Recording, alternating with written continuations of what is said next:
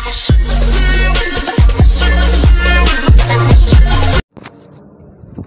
selamat bertemu kembali dengan saya.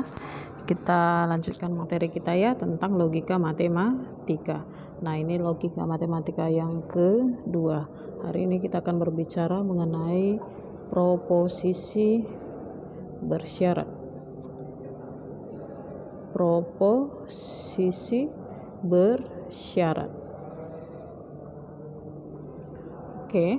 Nah, proposisi bersyarat ini disebut juga implikasi ya, atau kondisional.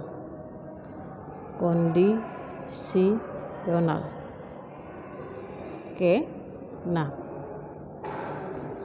jika diketahui dua buah pernyataan ya, P dan Q, maka bentuk proposisi ya bersyarat dari P dan Q dituliskan dengan P tanda panah Q. Oke. Nah, ini dibaca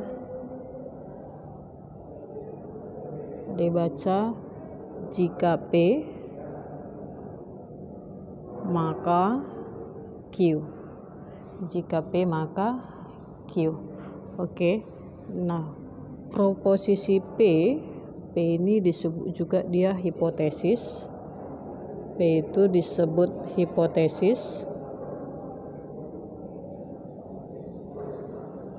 Hipotesis itu dugaan sementara ya, hipotesis atau antecedent sudah, atau kondisi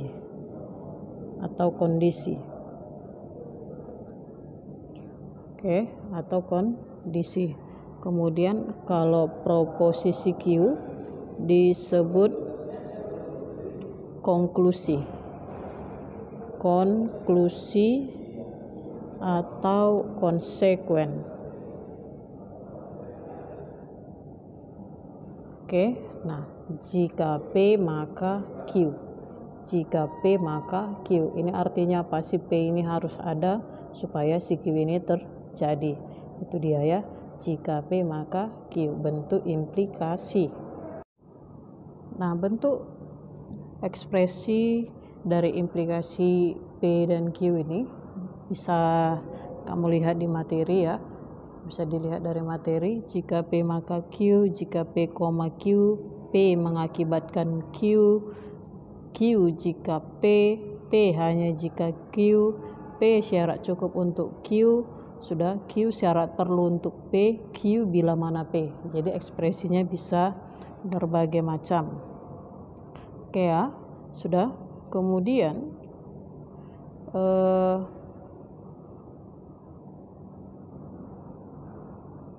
tabel kebenaran dari implikasi ini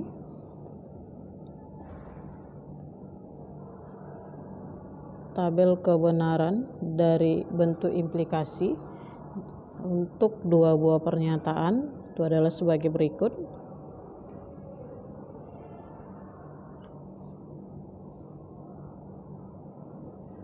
Ya, pernyataan PQ, jika P maka Q. Benar, benar, salah, salah, benar, salah, benar, salah. Jika benar itu maka benar, jika benar maka salah, maka dia jadi salah. Jika salah maka benar, ujungnya benar. Jika salah maka salah, itu benar.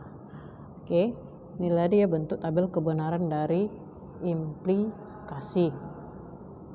Oke, jadi pada implikasi ini yang dipentingkan itu adalah nilai kebenaran dari premis dan konsekuen, bukan hubungan sebab akibat antara keduanya. Sudah, bukan sebab akibat antara keduanya. Lihat dia nilai premis per premis, kemudian lihat tabel kebenaran, kemudian tentukan nilai kebenarannya secara keseluruhan. Oke ya, jadi misalkan seperti ini. Jika 1 tambah 1 sama dengan 2, maka Jakarta ibu kota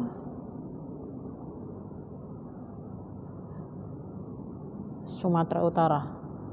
Oke. Jika 1 tambah 1 sama dengan 2 itu si P, maka Jakarta ibu kota Sumut itu si Q. Jika 1 tambah 1 sama dengan 2 itu bernilai benar, ya. 1 tambah 1 sama dengan 2 benar, ya. Jakarta ibu kota Sumut itu salah, ya. Maka secara keseluruhan, jika benar maka salah, jika benar maka salah, hasilnya adalah salah. Berarti ini bernilai salah. Oke. Kemudian masalah ekivalen, ya. Ekivalen. Pada implikasi ada dia pernyataan yang ekivalen, ya. Jika P maka Q, ini ekivalen dengan negasi P atau Q. Sudah. Kemudian negasi jika P maka Q, ya, itu ekivalen dengan negasi P maka Q itu ekivalen dengan P dan negasi Q. Oke, P dan negasi Q. Oke. Nah, bentuk ekivalen ini bisa kamu buktikan melalui tabel kebenaran, ya. Coba kita lihat contohnya dalam bentuk kalimat, ya. Tentukanlah negasi dari pernyataan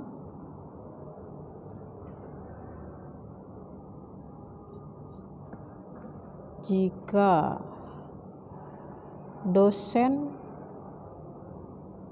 tidak datang,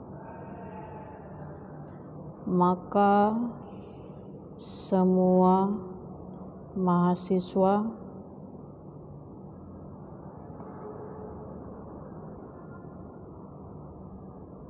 kegirangan. Nah, misalkan inilah contohnya, ya kan. Jika dosen tidak datang, maka semua mahasiswa kegirangan. Oke, ya. Nah, berarti dari sini bisa kita lihat bahwa dosen tidak datang itu adalah si P, semua mahasiswa kegirangan itu adalah si Q. Negasi jika P maka Q. Tadi saya bilang dia adalah P dan negasi Q. Oke, tinggal kamu cantumkan ke alamatnya. P, dosen tidak datang. Dosen tidak datang dan semua mahasiswa kegirangan. Semua mahasiswa kegirangan. Ada kuantor di sini. Kuantor dari semua itu beberapa atau ada, ya.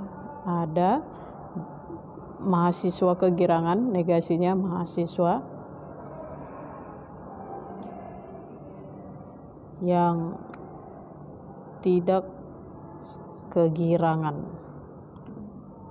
Nah, oke.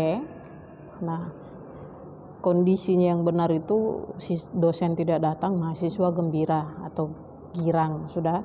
Nah, negasinya kebalikannya itu jadi salah, ya kan. Dosen tidak datang dan ada mahasiswa yang tidak kegirangan. Nah, berarti dia menjadi kebalikan dari pernyataan yang awal. Itu bentuk dari negasi dari implikasi. Oke. Nah, di sini ada cerita, ya. Jika Anda berusia di bawah 17 tahun, kecuali Anda sudah menikah, Anda tidak dapat terdaftar sebagai pemilih dalam pemilu. Nyatakanlah dalam bentuk notasi logika matematika. Oke, ya. Nah, dari cerita yang diberikan ini ada dia 3 pernyataan yang bisa kita buat, ya kan. Misalkan pernyataan M itu adalah Anda berusia di bawah 17 tahun. Anda berusia di bawah 17 tahun. Oke. Nah, kemudian pernyataan N, Anda sudah menikah, ya kan? Anda sudah menikah.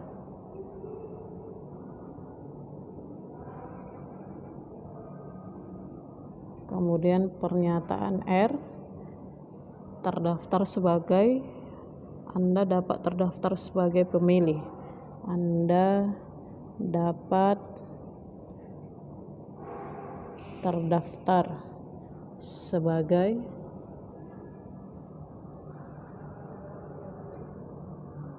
pemilih dalam pemilu.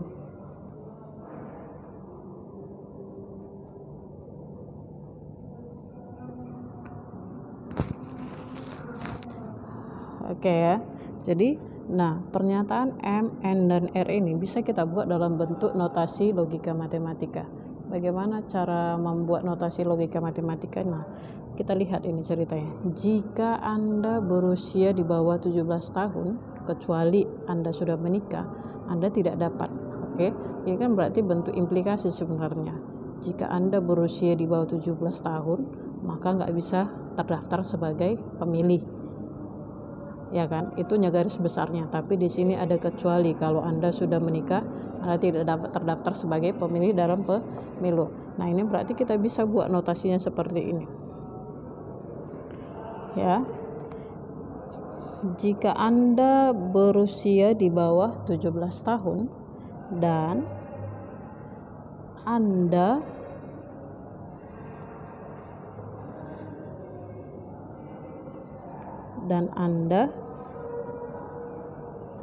sudah menikah dan Anda tidak menikah ya, dan Anda tidak menikah, maka ya, Anda tidak dapat terdaftar sebagai pemilih. Anda tidak dapat terdaftar sebagai pemilih. Dapat mendaftar itu R, berarti tidak dapat negasi. Oke. Jika Anda berusia di bawah 17 tahun dan Anda tidak menikah, maka Anda tidak boleh menjadi pemilih. Nah, inilah bentuk notasi logika matematikanya. Oke, pada proposisi bersyarat ada dia beberapa variannya. Ya, ada dia beberapa variannya.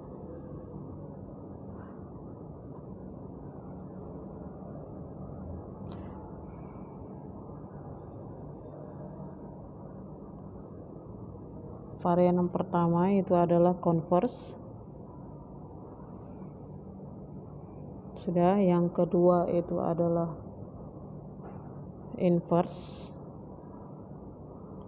Yang ketiga adalah kontraposisi. Oke, kontraposisi. Jika diketahui pernyataan implikasi jika P maka Q. Oke, nah bentuk konverse dari jika P maka Q itu adalah kebalikan. Jika Q maka P. Kemudian inversenya, jika negasi P maka negasi Q. Kalau kontraposisi berarti dia jika negasi Q maka negasi P. Oke, konverse dibalik, inverse dinegasikan kiri kanan, kontraposisi dibalik dinegasikan. Oke, nah ini ada kalimat, jika dia bersalah maka dia masuk penjara. Berarti dia bersalah itu si P, dia masuk penjara itu si Q. Kita mau buat variansnya, converse.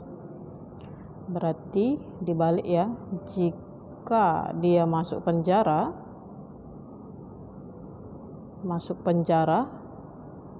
maka dia bersalah. Oke, jika dia masuk penjara maka dia bersalah. Kemudian inverse, bentuk inverse-nya dibalik ya. Jika dia tidak bersalah, maka dia tidak masuk penjara. Oke. Varians ini dia hanya mengubah bentuk tapi tidak mengubah nilai kebenaran ya, artinya sama aja. kontraposisi. Kontraposisi berarti dibalik dinegasi ya, dibalik dinegasi. Jika dia tidak masuk penjara,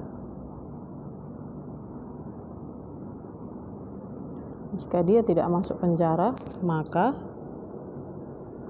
dia tidak bersalah. Oke, nah inilah bentuk varians dari implikasi, konvers, invers, kontraposisi. Oke, berikutnya kita lihat tentang bikondisional atau biimplikasi. Bi artinya dua ya, implikasi berarti implikasinya dua kali. Jadi jika ada pernyataan P dan Q, oke, bentuk bikondisional atau biimplikasi dari P dan Q ini itu dinotasikan dengan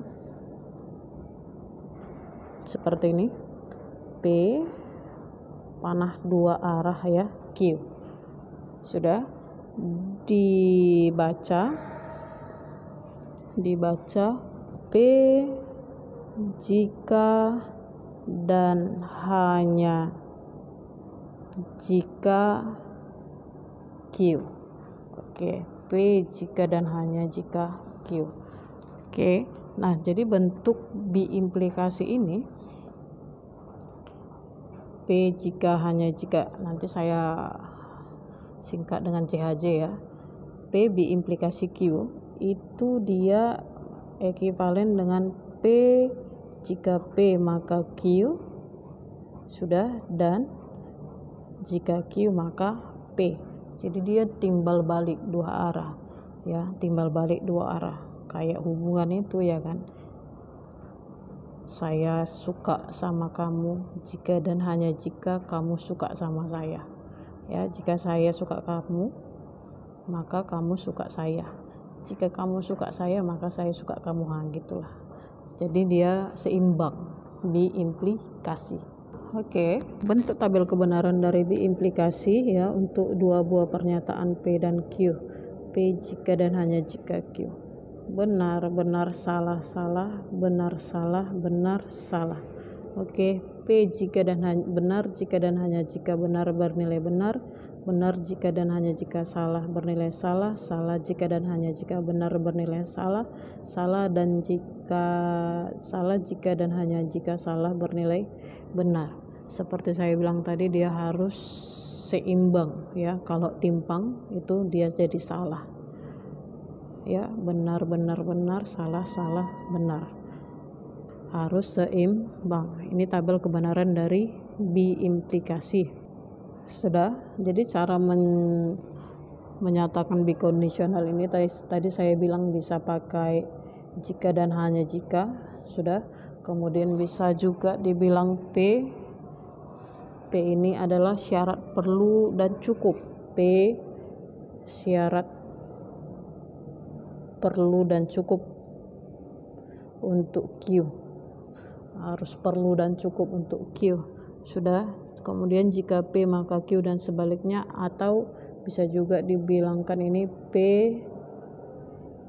if ya, if Q. Jadi ini bentuk menyatakan bikondisional. Oke, seperti saya bilang juga tadi pada implikasi dia tidak melihat hubungan antara dua pernyataan, tapi nilai kebenaran dari setiap pernyataan. Oke, misalkan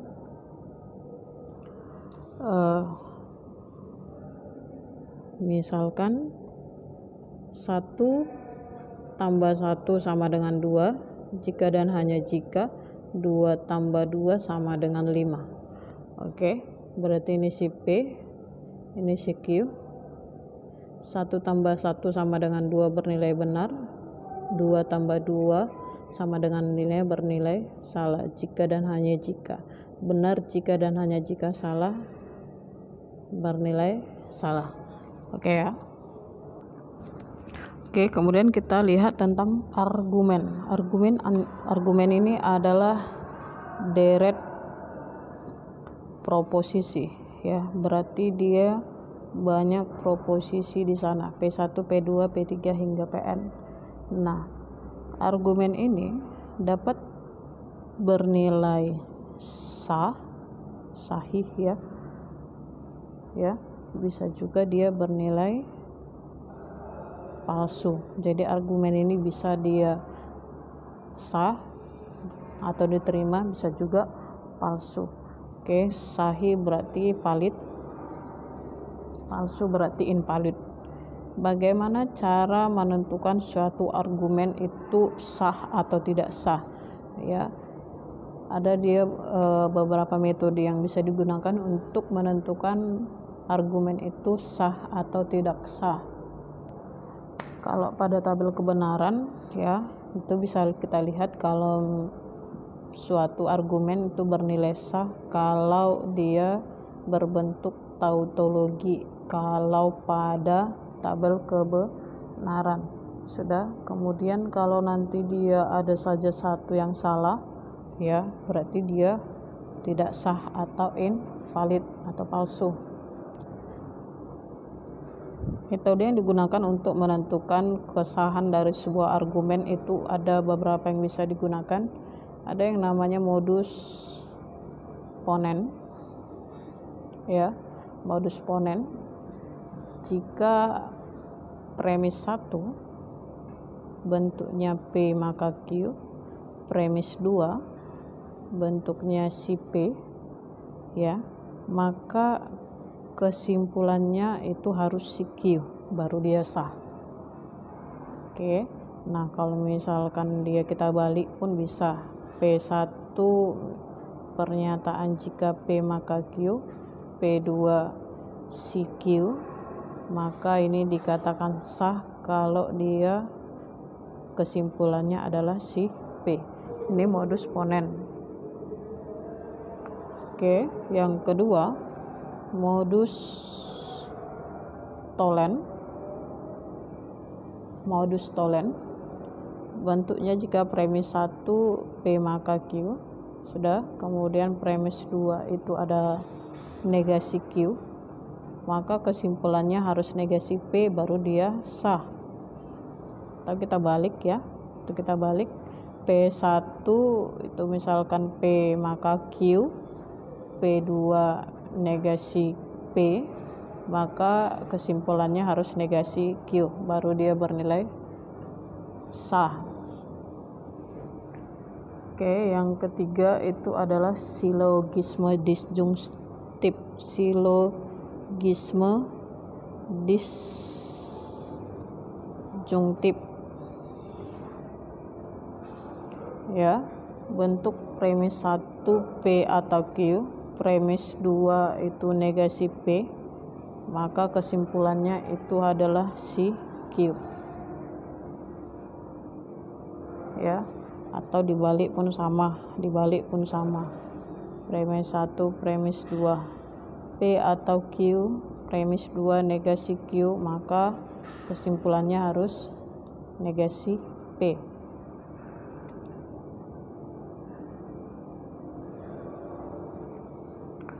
Sudah, kemudian ada dia simplifikasi juga. Kalau bisa lihat di materi itu simplifikasi, kemudian bisa juga penjumlahan, bisa juga konjungsi. Sudah, yang terakhir dia bentuk silogisme.